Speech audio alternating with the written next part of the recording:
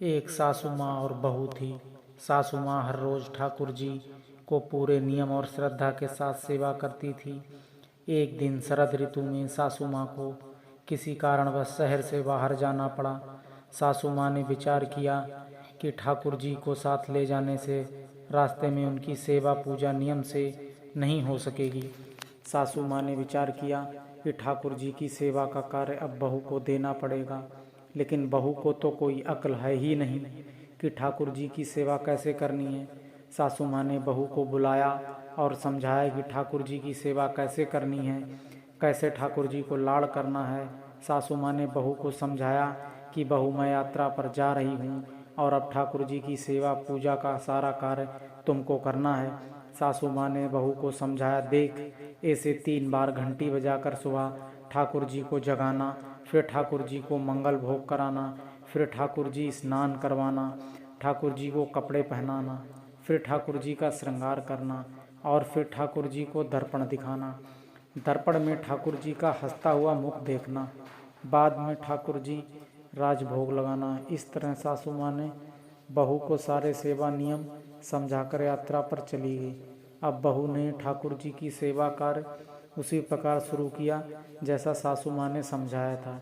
ठाकुर जी को जगाया, नहलाया, कपड़े पहनाए, श्रृंगार किया और दर्पण दिखाया। सासू माँ ने कहा था कि दर्पण में ठाकुर जी का हंसता हुआ मुख देखकर ही राजभोग लगाना। दर्पण में ठाकुर जी का हंसता हुआ मुख ना देखकर बहू को बड़ा आश्चर्य हुआ। बहू ने विचार किया, शायद मुझसे सेवा में कहीं कोई गलती हो गई है, तभी दर्पण में ठाकुर जी का हंसता हुआ मुख नहीं दिख रहा है। बहू ने फिर से ठाकुर जी को नहलाया, श्रृंगार किया, दर्पण दिखाया, लेकिन ठाकुर जी का हंसता हुआ मुख नहीं दिखा। बहू ने फिर विचार किया कि शायद फिर से कुछ गलती हो गई है। बहू ने फिर से ठाकुर जी को नहलाया, श्रृंगार किया, दर्पण दिखाया। जब ठाकुर जी का हंसता हुआ मुख नहीं दिखा तब बहू ने फिर ठाकुर जी को नहलाया। ऐसा करते करते बहू ने ठाकुर जी को 12 बार स्नान किया, हर बार दर्पण दिखाया, मगर ठाकुर जी का हंसता हुआ मुख नहीं दिखा। अब बहू ने 13वीं बार फिर से ठाकुर जी को नहलाने की तैयारी की। अब ठाकुर जी ने विचार किया कि जो इसको हंसता हुआ मुख नहीं दिखा तो ये आज पूरा दिन नहलाती रहेगी। अब बहू ने ठाकुर जी को नहलाया, कपड़े पहनाए, श्रृंगार किया और दर्पण दिखाया।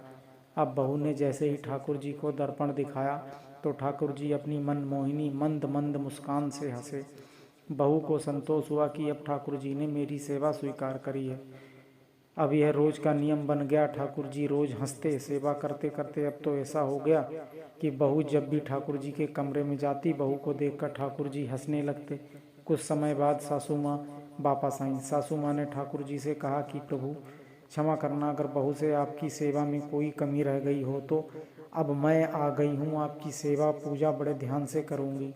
तभी सासू माँ ने देखा कि ठाकुर जी हंसे और बोले कि मैया, आपकी सेवा भाव में कोई कमी नहीं है, आप बहुत सुंदर सेवा करती हैं, लेकिन मैया, दर्पण दिखाने की सेवा तो मैं आपकी बहू से ही करवानी है। इस बहाने मैं हंस तो लेता हूँ। निश्चल सेवा भाव से प्रभु भी प्रफुल्लित होते हैं।